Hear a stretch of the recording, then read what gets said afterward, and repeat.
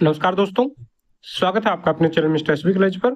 जी हाँ दोस्तों, आइए आज के आउटसोर्सिंग कच्चे क्रम से जुड़ी कुछ खबरों को जल्दी से जान लेते हैं कहाँ से क्या खबर आई है। तो सबसे पहली खबर देख लेते हैं दोस्तों, कल जो मंत्रिमंडल की बैठक हुई थी उसमें क्या कुछ निर्णय लिए गए हैं कच्चे कर्मचारियों के संबंध में। जी हाँ, कौशल रोजगार से अलग कर्मचारियों को भी दोस्तों नौकरी की सुरक्षा मिलेगी, बनेगी कमेटी। साथियों बता दें आप लोगों को, कमेटी की रिपोर्ट मंजूरी के लिए चुनाव आयोग के पास जल्द भेजेगी सरकार। तो साथियों 50,000 रुपए से ज्यादा सैलरी वाले जो कर्मचारी जॉब सिक्योरिटी में शामिल नहीं किए थे सरकार ने, उनको भी शामिल करने के लिए जो है ये बात बोली गई है। बता दें आप लोगों को साथियों, यहाँ पर जो उच्च शिक्षा विभाग के अनुबंधित कर्मचारी हैं जैसे एक्सटेंशन लेक्चरर हैं, एएनएम वर्ग 2 फेस इंस्ट्रक्टर, आरोही मॉडल स्कूलों के शिक्षक, कंप्यूटर प्रोफेशनल टीचर और फिक्स वेतन वाले कर्मचारियों की नौकरी भी सुरक्षित करने का निर्णय लिया गया है, जिसके लिए दोस्तों कमेटी बनाई जाएगी और कमेटी की रिपोर्ट दोस्तों जो है चुनाव आयोग को भेजकर उसकी परमिशन ले ली जाएगी। तो यहाँ पर कल के मंत्रिमंडल के बैठक में दोस्तों यहाँ पर यह निर्णय लिया गया है।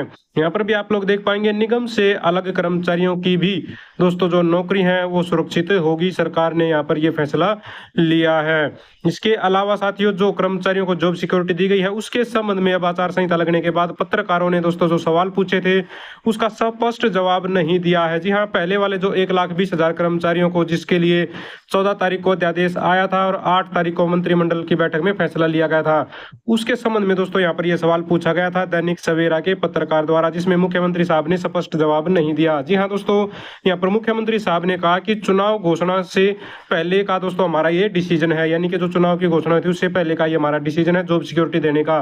दैनिक सवेरा ने कहा कि 14 अगस्त 2024 को अधिसूचना जो जारी हो चुकी है, मगर अगले दिन यानी कि 15 अगस्त को छुट्टी थी, 16 अगस्त को चुनाव की जो घोषणा हो गई तो इसे आचार संहिता लगी। तो क्या अब कर्मचारियों को जॉब सिक्योरिटी का पत्र जारी हो सकेगा? तो अब 4 अक्टूबर तक जो आचार संहिता लागू रहेगी, क्योंकि 4 अक्टूबर को रिजल्ट आना है चुनाव का। तो उन्होंने संबंधित विभागों की तरफ से जो जॉब सिक्योरिटी के पत्र जारी होने हैं क्या वो उनको मिल पाएंगे या फिर नहीं मिल पाएंगे। मुख्यमंत्री नायब सिंह सैनी ने कहा, मैं क्या कह रहा हूँ, 4 अक्टूबर यानी कि जो रिजल्ट का दिन है, सरकार हमारी बनेगी, भाजपा की सरकार बनेगी और 6 अक्टूबर को हम विधानसभा का सत्र बुलाएंगे, जितने भी काम जो है पेंडिंग है उनको हम पूर्ण करेंगे। इस तरह से मुख्यमंत्री ने कोई स्पष्ट जवाब नहीं दिया। यानी कि अभी जो अध्यादेश जारी किया है, अगर दोबारा से सरकार आ गई इनकी तो साथियों ये जो है विधानसभा में उसको पेश करके जो है बिल लेकर आएंगे और कर्मचारियों को जो है जॉब सिक्योरिटी के लेटर जारी कर देंगे। लेकिन अगर नहीं आई तो क्या करेंगे? तो कर्मचारी अधर में ऐसे ही लटके रहेंगे। तो यहाँ पर सरकार ने यहाँ पर एक तरह से कह सकते हैं कर्मचारियों को पसोपेश में डाल दिया है। दूसरी तरफ यहाँ पर जो चीफ सेक्रेटरी ऑफ हरियाणा है टीवीएसएन, उनसे जब पत्रकारों ने बात की कि कर्मचारियों की जॉब सिक्योरिटी का क्या रहेगा, देखिए यहाँ पर क्या जवाब आया उनकी तरफ से। दैनिक सवेरा ने मुख्य सचिव टीवीएसएन प्रसाद से शनिवार को पूछा कि क्या अब 1,20,000 जो कच्चे कर्मचारियों की जॉब सिक्योरिटी पत्र जारी हो पाएंगे। तो मुख्य सचिव ने कहा कि वे इस मामले को देखेंगे। तो यहाँ पर इन्होंने बोल दिया अभी देखेंगे क्या रहेगा क्या नहीं, अभी इस मामले को वो देखेंगे। तो ये जवाब भी कितना संतुष्टिजनक है वो आप लोग अपने आप देख लीजिए। मुख्यमंत्री साहब का जवाब कैसा है वो भी आप लोगों ने देख लिया। इसके अलावा जो कॉन्ट्रेक्चुअल कर्मचारी हैं दोस्तों, जो उनके संघ हैं वो अलग अलग अपनी अपनी प्रतिक्रिया दे रहे हैं इस मामले पर। बताया गया है contractual employee security of service अध्यादेश 2024 उल्टा पड़ेगा सरकार का दांव, सर्व कर्मचारी संघ हरियाणा। तो सर्व कर्मचारी संघ हरियाणा की तरफ से दोस्तों ये बात बोली गई है कि सरकार ने जो ये दांव खेला है कच्चे कर्मचारियों को लेकर ये उल्टा पड़ेगा, क्योंकि सरकार का प्रचार कुछ और है जबकि हकीकत इसकी कुछ और है। तो यहाँ पर सरकार जो लाभ लेना चाह रही है संभव है कि ये लाभ उसको न मिले, क्योंकि यहाँ पर दोस्तों जो कर्मचारियों को पक्का करने की मांग थी मुख्य रूप से वो पूरी न करते हुए जॉब सिक्योरिटी दी गई, और जॉब सिक्योरिटी भी ऐसे समय पर दी गई है जब सरकार जो है चुनाव में जा रही है। इसके अलावा यहाँ पर नारायणगढ़ से भी अपडेट है साथियों, सरकार रेगुलराइजेशन पॉलिसी बनाकर सभी कच्चे कर्मचारियों को पक्का करे सीटू। तो जो सीटू संगठन है दोस्तों कर्मचारियों का, उन्होंने भी यहाँ पर मांग की है कि कर्मचारियों को दोस्तों जो है पॉलिसी बनाकर पक्का करें, यहाँ की न कि दोस्तों यहाँ पर जो जॉब सिक्योरिटी दी जा रही है वो करे। तो यहाँ पर पक्का करने की प्रमुख मांग थी, न कि जॉब सिक्योरिटी देने की। जिनसे देख लीजिए यहाँ पर एनएचएम और एड्स कंट्रोल कर्मचारी काम पर वापस लौट गए हैं और स्वास्थ्य सेवाएं सुचारू हो गई हैं। 22 दिन एनएचएम कर्मचारी और 17 दिन एड्स कंट्रोल कर्मचारी हड़ताल पर रहे। तो दोस्तों अब एनएचएम कर्मचारी वापस लौट आए हैं अपने काम पर, क्योंकि देख लिया सरकार ने इनकी कोई नहीं सुनी और अब आचार संहिता लग गई है। तो अब सरकार क्या कर सकती है? ज्यादा से ज्यादा आश्वासन दे सकती है। इनके लिए कुछ काम इन्होंने किया नहीं, कोई घोषणा की नहीं, इनको पक्का करने की मांग थी जो लागू नहीं की, 7वें वेतन आयोग की मांग भी लागू नहीं की। तो कर्मचारी अब यहाँ यहाँ पर जो है आचार संहिता को देखते हुए वापिस अपने काम पर लौट आए हैं, यानी कि निराशा हाथ लगी इनको सरकार से। और महेंद्रगढ़ से देख लीजिए, लंबित मांगों को लेकर ग्रामीण ट्यूबवेल ऑपरेटरों ने सौंपा है ज्ञापन। तो यहाँ पर ज्ञापन सौंपा गया है। यहाँ पर विधायक सीताराम यादव को अपनी मांगों को लेकर ग्रामीण ट्यूबवेल ऑपरेटरों का 4 माह का मानदेय, ग्रामीण सफाई कर्मचारियों का 5 माह का मानदेय बकाया है। एक कर्मचारी तो ऐसा है जिसका 31 माह का जो है मानदेय बकाया है। तो इन्होंने पोर्टल पर ऑनलाइन करने का भी मांग की है यहाँ पर, यानी कि शायद ये कौशल रोजगार निगम में जो है शामिल होना चाहते हैं। तो इन्होंने अपनी मांगों को लेकर विधायक जी को ज्ञापन सौंपा है और विधायक जी ने भी इनको आश्वासन दिया है कि अधिकारियों से इसके बारे में बात करेंगे। 10 साल बीत गए हैं, आज तक आश्वासन ही मिलते आ रही है सब जगह से।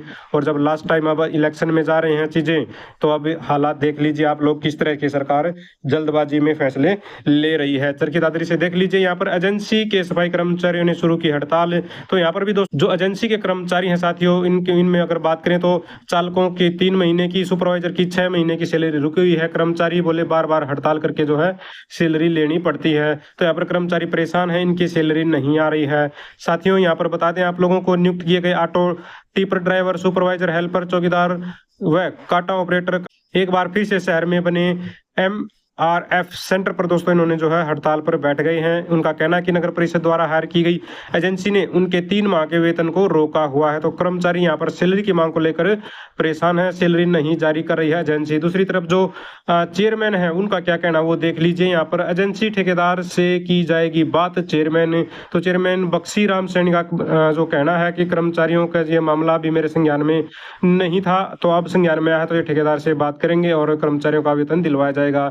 इसके बाद देख लीजिए यहाँ पर दोस्तों, ये जो मुद्दा है कच्चे कर्मचारियों को पक्का करने का, यानी कि जॉब सिक्योरिटी देने का, ये राजनीतिक रूप से भी उछल रहा है। यहाँ पर बताया गया है हरियाणा के 1,20,000 कच्चे कर्मचारियों की नौकरियों की सुरक्षा पर संकट। तो अनुराग ढांडा, तो आम आदमी पार्टी ने दोस्तों सवाल उठाते हुए कहा कि कर्मचारियों के साथ ये धोखा किया गया है। जी हाँ, कहा है बीजेपी ने हरियाणा के लाखों युवाओं और कर्मचारियों को धोखा देने का काम किया है।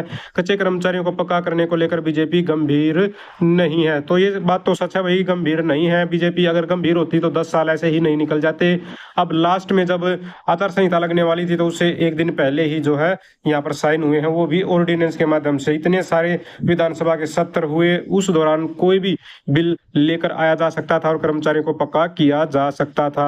शीर्षा से देख लीजिए, अंत में यहाँ पर पार्ट टाइम शिक्षकों को समान काम समान वेतन का मांग पत्र किया रिजेक्ट। तो रिजेक्ट हो गया दोस्तों। यहाँ पर इन्होंने कर्मचारियों ने जो समान काम समान वेतन मांग रहे थे, यहाँ पर बता दें आप लोगों को, चौधरी देवीलाल यूनिवर्सिटी सिरसा में दोस्तों ये पार्ट टाइम टीचर थे जो समान काम समान वेतन मांग रहे थे। इनका जो पत्र है वो रिजेक्ट कर दिया गया है। बताया गया है हाई कोर्ट के निर्देश पर CDLU जो यूनिवर्सिटी है इसने जारी किया ऑर्डर, अब चैलेंज की तैयारी। तो जो कर्मचारी हैं वो चैलेंज करने की तैयारी कर रहे हैं। पार्ट टाइम टीचर के पास नहीं कोई भी नियुक्ति पत्र। तो यूनिवर्सिटी का कहना है कि पार्ट टाइम टीचर के पास किसी प्रकार का कोई नियुक्ति पत्र नहीं है, कोई एंगेजमेंट लेटर नहीं है। तो इन कर्मचारियों को समान काम समान वेतन नहीं मिलेगा। तो दोस्तों ये थी सारी की सारी आज की आउटसोर्सिंग कच्चे कर्मचारी जुड़ी खबरें। अगर आप भी चाहते हैं हरियाणा में एजुकेशन से रिलेटेड कच्चे कर्मचारी जुड़ी खबरें समय पर पाना, तो चैनल को जरूर सब्सक्राइब करें, वीडियो को लाइक करें, दोस्तों के साथ शेयर करें। Thank you very much.